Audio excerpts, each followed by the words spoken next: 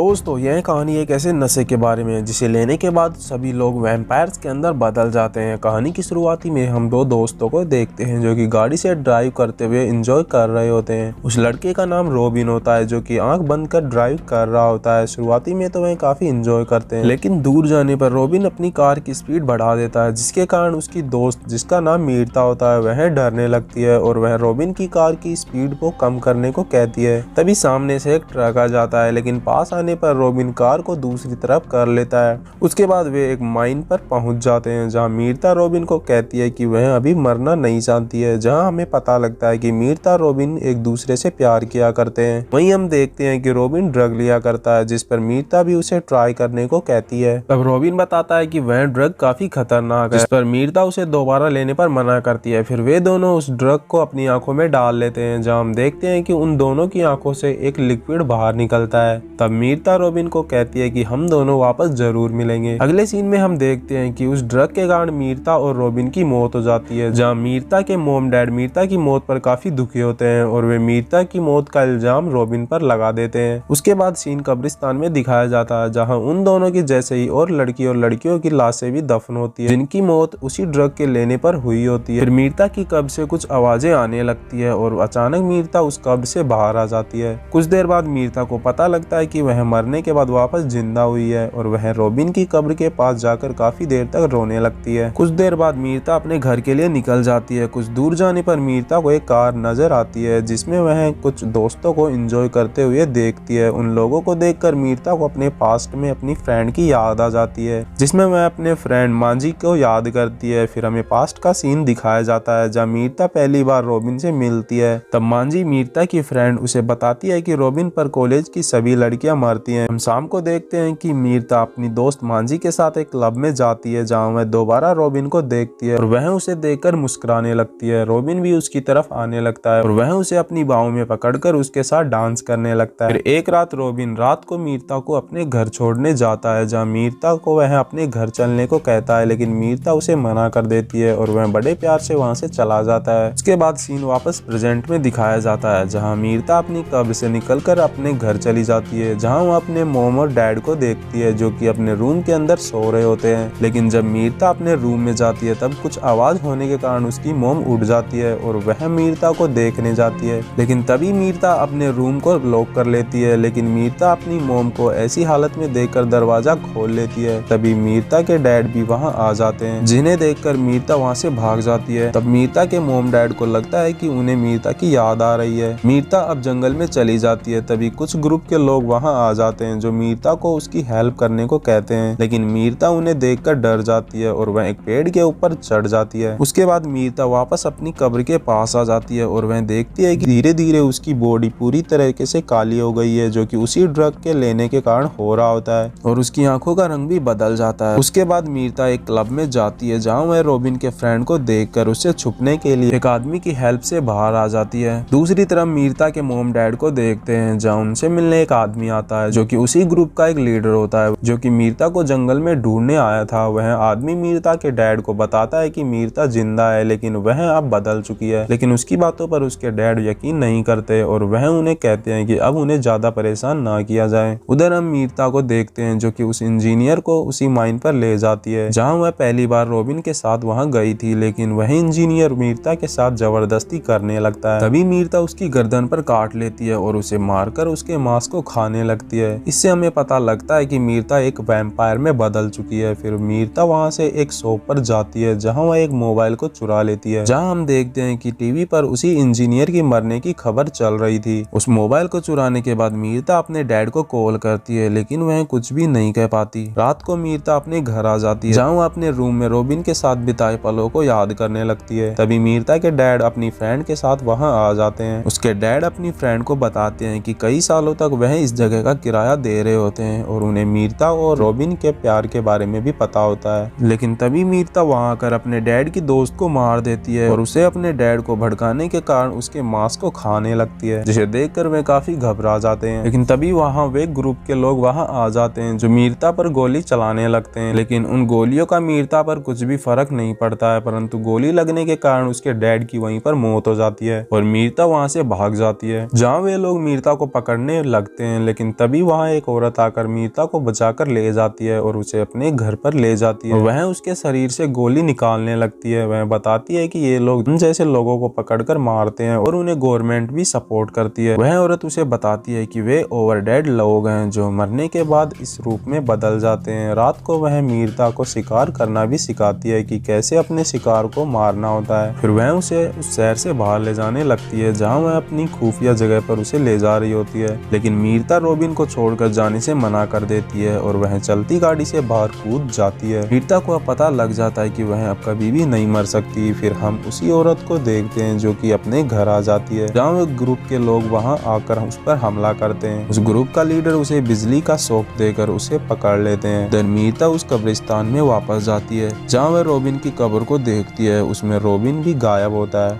तभी पीछे से उसी ग्रुप के लोग उस पर हमला करते हैं और उसे बेहोश कर वहीं पर ले जाते हैं। जब उसे होश आता है तो वह देखती है कि उसे जंजीरों से बांध रखा होता है और उस ग्रुप का लीडर उसके सामने बैठा होता है, लेकिन वह आदमी उसे कहता है कि तुम इतनी जल्दी नहीं मरोगी क्योंकि तुम काफी पावरफुल हो। तभी वहाँ रॉबिन आ जाता है जो कि अभी तक जिंदा होता है। रॉबिन कभी मरा ही नहीं था। वह मीरता को आजाद कर एक रूम के अंदर ले जाता है जहाँ वह अपनी कहानी बताता है कि एक ओवर डेड आदमी ने उसके दोस्त को मार दिया था। तभी से उसने इस ग्रुप के लोगों के साथ जुड़कर ओवर डेड लोगों को मारना शुरू किया था। इसीलिए उसने उसे भी ड्रग देकर ओवर डेड में बदल दिया था। यह सुनकर मीरता उसे अपनी इस हालत का जिम्मेदार मानती है और वहाँ से उसे छोड़कर चली जाती है। बाहर आने पर उसे उसी औरत की चीखने की आवाज सुनती है जहाँ वह ग्रुप का लीडर उस औरत को बिजली के शॉक देकर मारने की कोशिश कर रहा होता है। तभी मीरता उस रूम में आ जाती है और वह उस आदमी को मारकर उस औरत को बचाकर ले जाने लगती है, लेकिन वे सभी उस पर हमला कर देते हैं। लेकिन मीरता उन सभी को मार देती है। जब वह गाड़ी में बैठने लगती है तभी रॉबिन वहाँ आ जाता है और उसे रोकने की कोशिश करता है, लेकिन मीरता उसे बेहोश कर वहाँ से उस औरत को लेकर चली जाती है। आखिर में हम देखते हैं कि मीरता उसी औरत के साथ होती है और अब वह पूरी तरीके से शिकार करना सीख चुकी होती है। एंड मूवी का यही एंड हो जाता है। तो दोस्तों अगर आपको वीडियो पसंद आई हो तो लाइक कर चैनल को सब्सक्राइब जरूर करें। मिलते हैं एक और नई शानदार वीडियो।